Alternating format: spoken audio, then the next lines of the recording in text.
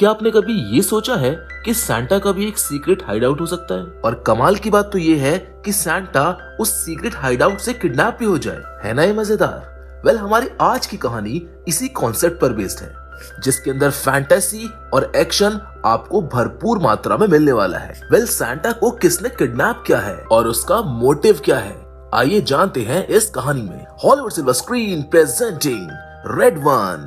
कहानी की शुरुआत में हम एक क्रिसमस पार्टी को देखते हैं, जहाँ पर छोटा जैक अपने अंकल से टकराता है और उनकी जेब से वो एक चाबी चुराता है। जिसके बाद वो एक अलमारी खोलता है जिसमें घर के सारे बड़े लोगों ने बच्चों को देने के लिए कुछ क्रिसमस गिफ्ट्स रखे होते हैं, क्योंकि बच्चे बिलीव करते थे कि ये सारे गिफ्ट्स उन्हें सांता क्लॉज ला कर देता है, और वो भी क्रिसमस से एक दिन पहले। लेकिन जैक उन सारे बच्चों से कहता है कि सांता वगैरह कोई भी रियल चीज नहीं होती है, तुम्हारे माता पिता ही गिफ्ट्स तुमको ला कर देते हैं। तभी वहाँ पर जैक के अंकल आ जाते हैं और जैक को काफी डांट पड़ती है। दरअसल जैक के पिता उसे छोड़कर चले गए थे, इसीलिए वो सांता क्लॉज या ऐसी कोई भी चीज पर भरोसा नहीं करता था। अब जैक बड़ा हो जाता है और एक शातिर चोर, ट्रैकर और हैकर बन जाता है। कहानी में हम आगे उसे एक गवर्नमेंट के सीक्रेट डेटा सेंटर में आते हुए देखते हैं, जहां सिक्योरिटी का ध्यान खींचने के लिए बाहर पार्क में वो आग लगा देता है। जिसके बाद वो चोरी छुपे अंदर चला जाता है और वहां के डेटा सेंटर में आकर कुछ सीक्रेट डेटा हैक करता है,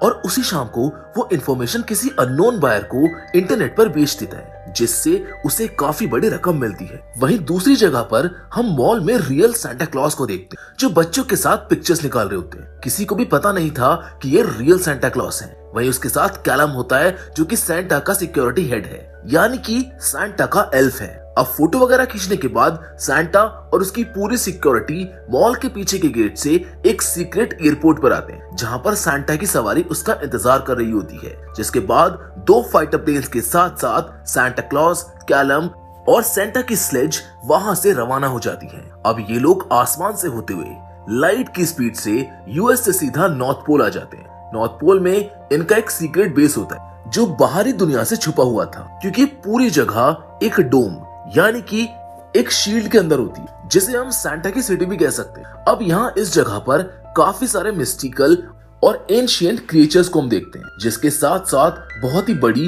और एडवांस फैसिलिटी भी होती है। ये सारे लोग सांता की टीम होते हैं। अब अगले 2 दिन में क्रिसमस आने वाला था और सांता जिम में उसकी तैयारी कर रहे होते हैं। तभी कैलम वहाँ पर आ जाता है, जिसका मूड काफी खराब होता है। वो अपना इस्तीफा सांता को दे देता है।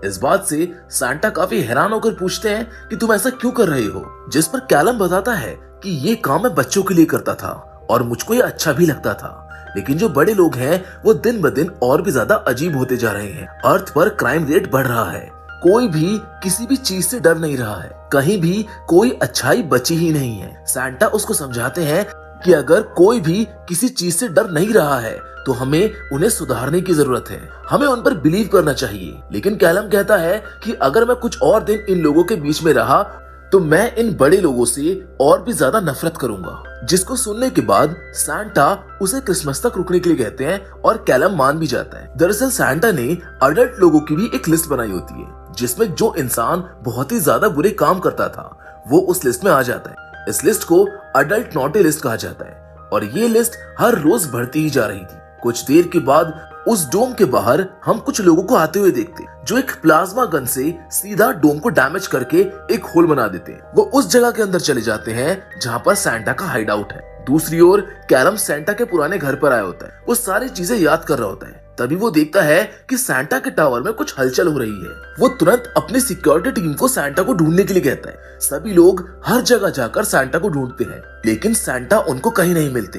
वहीं कैलम भी दौड़ते हुए सांता के रूम में जाता है, जहाँ पर वो देखता है कि किसी ने बालकनी से सांता को किडनैप कर लिया है। अब वो सीधा बालकनी से जंप मारता है और उस गाड़ी का पीछा करने लगता है। कैलम पीछा करते हुए अलग अलग राइड से होते हुए नीचे आ जाता है और फाइनली एक बड़ी सी जंप करके उसी कार पर आ जाता है। लेकिन आगे बहुत बड़ा पोल था, इसी कारण से वो गिर जाता है। उसके बाद वो अपनी जेब से एक छोटी सी स्नो बाइक निकालता है और एक डिवाइस की मदद से उस बाइक को बड़ा कर देता है। वो उन विलेंस का पीछा करने लगता है। वो देखता है कि डोम में छेद हो गया है, जिसके बारे में वो सिक्योरिटी को बताता है। आगे चलकर किसी तरह कैलम स्नो का पूरा तूफान लाता है और उस गाड़ी को जाम कर देता है। वो गाड़ी के अंदर देखता है, लेकिन वहाँ पर सांता नहीं होते। तभी ऊपर से एक जेट निकलता है, जिसको देखकर वो समझ जाता है कि ये बस एक डिस्ट्रैक्शन था। असली सांता जेट से किडनैप हुए हैं। जिसके बाद सिक्योरिटी ऑफिस का सीन दिखाया जाता है, जहां हम स्क्रीन पर डायरेक्टर जो को देखते हैं। कैलम बताता है कि किसी ने सैंटा को किडनैप कर लिया है, जिन्होंने डोम में होल करके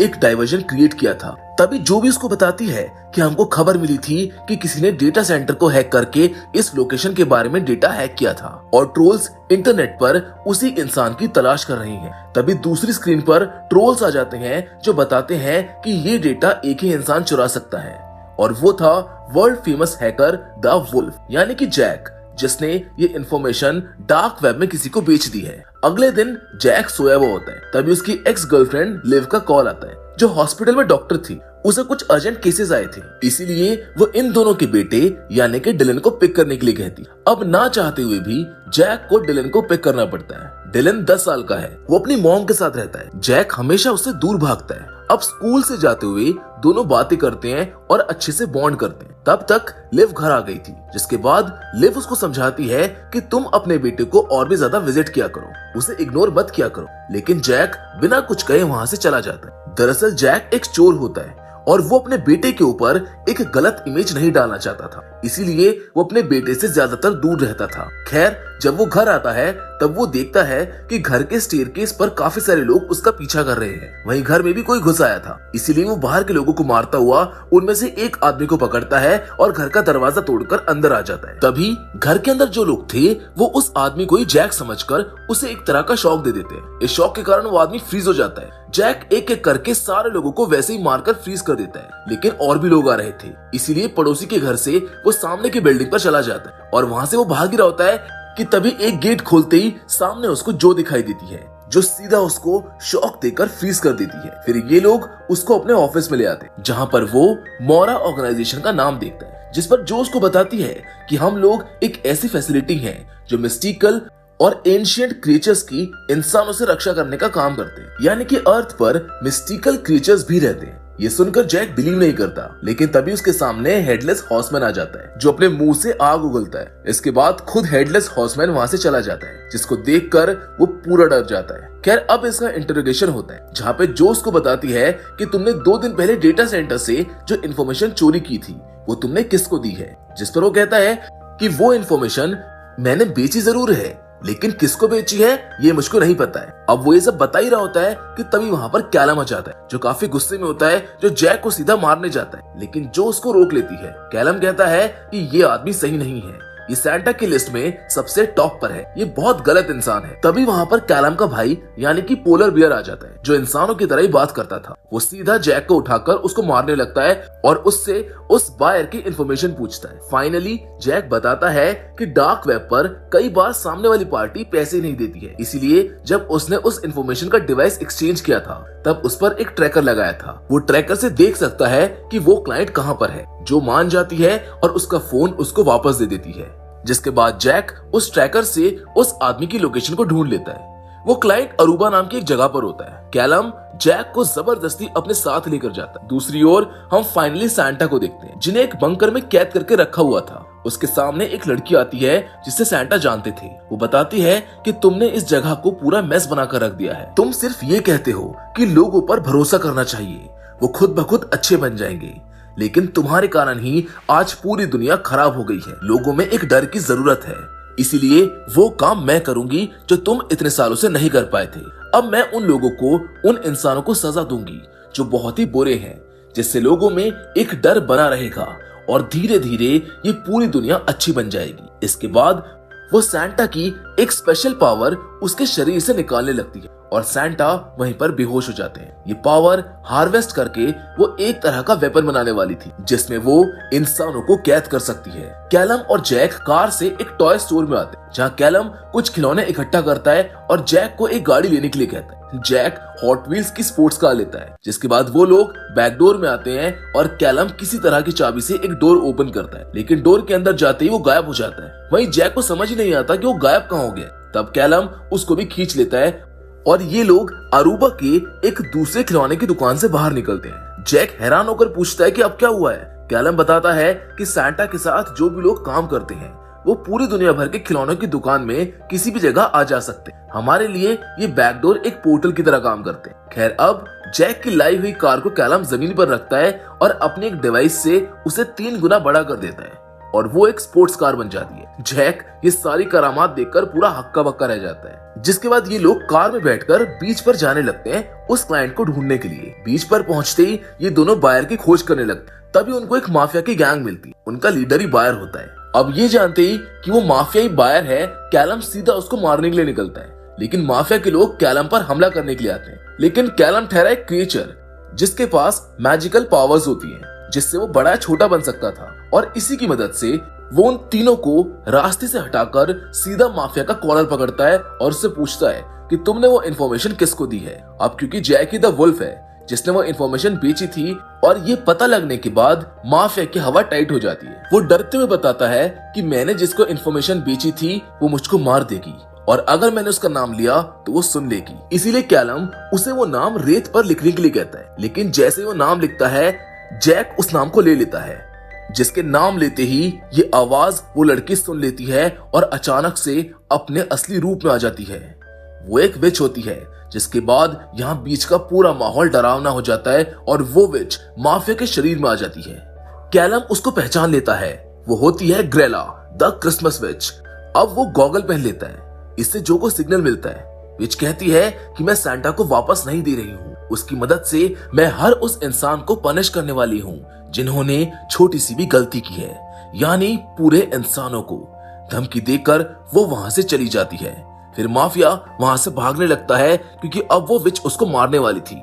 लेकिन तभी समुद्र के अंदर से एक आइसक्रीम ट्रक बाहर आता है, जिसमें से 3 स्नोमैन बाहर आ जाते हैं जो माफिया के ऊपर हमला करने लगते हैं। लेकिन जैक किसी तरह उससे बचता है। फिर वो तीनों स्नोमैन बीच पर पूरा हंगामा मचा देते हैं। माफिया एक जगह छिपा हुआ था, लेकिन एक स्नोमैन उसको ढूंढ लेता है और उसको सीधा फ्रीज कर देता है। वहीं कैलम लड़ते हुए स्नोमैन की नाक से वो गाजर निकालता है, जिसके निकलते ही वो स्नोमैन मारा जाता है। वहीं जैक स्नोमैन को आग लगाने की कोशिश कर रहा होता है, लेकिन वो स्नोमैन आग से भी नहीं मरता है। इसीलिए अब वो भागकर पूल के पास आ जाता है और वो स्नोमैन पूरे पूल को ही फ्रीज कर देता है।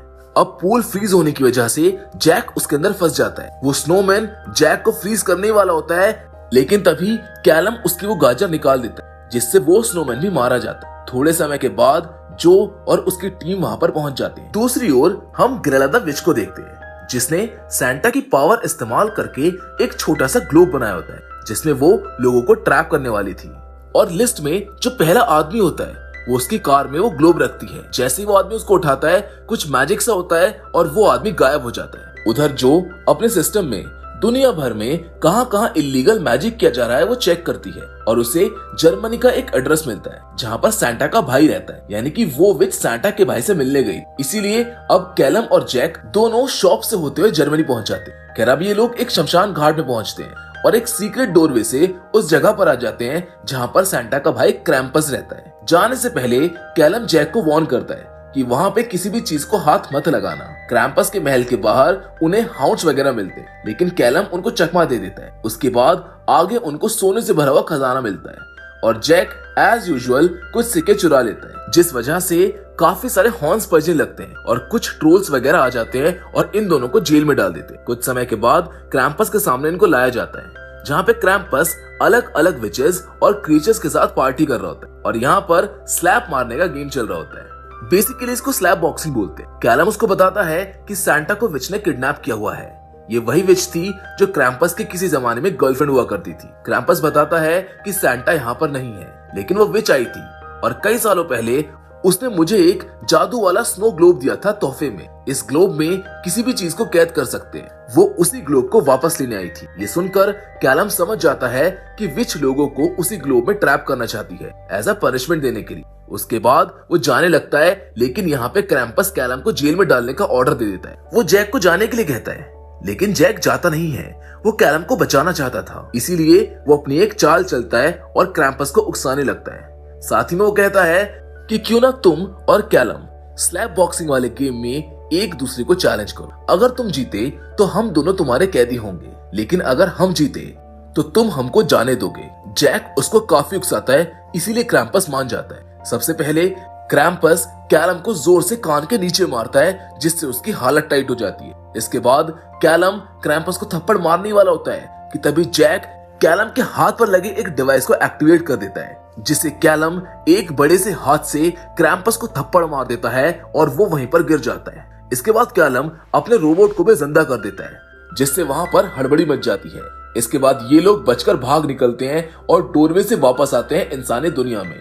वहीं अब कैलम जैक की इज्जत करने लगता है, क्योंकि उसने आज उसकी जान बचाई थी। पर अनजाने में बातों ही बातों में जैक उस विच का नाम ले लेता है और पूछता है कि आखिर उसका प्लान क्या है। लेकिन उसका नाम लेने के कारण विच इनकी बातें सुन लेती है और उसको समझ आ जाता है कि इनको सब कुछ पता चल गया है। खैर वो दोनों वहाँ से कार से जा रहे होते कि तभी रास्ते में उनके सामने एक पियानो आ जाता है, जिसमें क्रिसमस का गिफ्ट था। ये देखते हैं कि ये वैसा ही स्नो ग्लोब था जो विच ने वहाँ पर रखा था, इसीलिए ये लोग बिना गिफ्ट को छुए वहाँ से भागने वाले होते हैं। लेकिन तभी डिलन का कॉल आ जाता है, जो जैक को काफी खरी खोटी सुनाता है। वो कहता है कि तुमने जो मुझको गिफ्ट दिया है वो बिल्कुल बकवास है। ये सुनकर जैक उससे पूछता है कि कौन सा गिफ्ट। तब वो जैक को फोन पर गिफ्ट दिखाता है। उसके पास भी विच ने वैसा ही ग्लोब भेजा हुआ था और जैसे डिलन उसको टच करता है वो कहीं पर गायब हो जाता है। ये देखकर जैक अपने बेटे को बचाने के लिए उसके सामने जो ग्लोब होता है उसको उठाकर गायब हो जाता है। फाइनली हमको पता चलता है उस ग्लोब को छूने वाला उस ग्लोब के अंदर कैद हो जाता है। यहाँ विच ने सैंटा की पावर की मदद से काफी सारे ग्लोब्स बनाए थे और सैंटा के बदले में वो सबके घर जाकर ये गिफ्ट्स देने वाली थी। मतलब अगले दिन जो भी इन गिफ्ट्स को ओपन करता वो सारे लोग उस स्नो बॉल में कैद होने वाले थे। दूसरी ओर कैलम जो को कॉल करके उस ग्लोब के बारे में बता रहा होता है, लेकिन एक ग्लोब से इतने करोड़ ग्लोब्स डुप्लीकेट करना, इतनी पावर अर्थ पर सिर्फ एक ही जगह पर थी। वो पावर थी सैंटा की अपने सिटी में। तभी कैलम को क्लिक होता है कि सैंटा कभी अपनी सिटी से गायब हुए ही नहीं थे, बल्कि सैंटा को किडनैप करने का नाटक किया गया था ताकि कैलम सिटी से बाहर निकल जाए। सैंटा अभी भी वहीं पर थे और विच वहां पर काम कर रही थी और जितने भी लोग वहां पर थे वो सब बहरूपिये थे। वो तुरंत सैंटा की वाइफ को कॉल लगाता है। उससे कहती है कि वो सैंटा के आने का वेट कर रही है और उसके लिए बेसन के लड्डू बना रही है ताकि वो जैसे ही आए वो उसको खिलाए। कैलम ये सुनते समझ जाता है कि ये कोई बहरूपिया है और विच का ही आदमी है, क्योंकि सैंटा को तो बेसन के लड्डू पसंद ही नहीं है। लेकिन वो कुछ कहता नहीं है। जिसके बाद वो जो के साथ मिलकर एक खिलौनों की दुकान से होता हुआ वापस से सैंटा की सिटी में आ जाता है। वहीं जैक को अपनी गलती का एहसास होता है और वो अपने बेटे से माफी मांगता है। वो कहता है कि मैं एक अच्छा पिता बन के दिखाऊंगा। उसके ऐसा बोलते ही वो दोनों ग्लोब की कैद से आजाद हो जाते हैं, क्योंकि जैक अब एक अच्छा इंसान बन गया था, जहां पर अब कैलम भी पहुंच जाता है। फिर वो अपनी सिक्योरिटी टीम को आजाद करके विच को रोकने के लिए उसके टावर के ऊपर चले जाते। अब इससे पहले कि वो विच सैंटा को लेकर वो सारे स्नो ग्लोब्स सबके पास पहुंचा पाती, ये लोग उसको रोकने आ जाते हैं और काफी जद्दोजहद के बाद जैक और कैलम विच की सवारी को रोकने में कामयाब हो जाते हैं। लेकिन अब वो विच गुस्से में अपने असली रूप पे आ जाती है, जो काफी ज्यादा बड़ी होती है।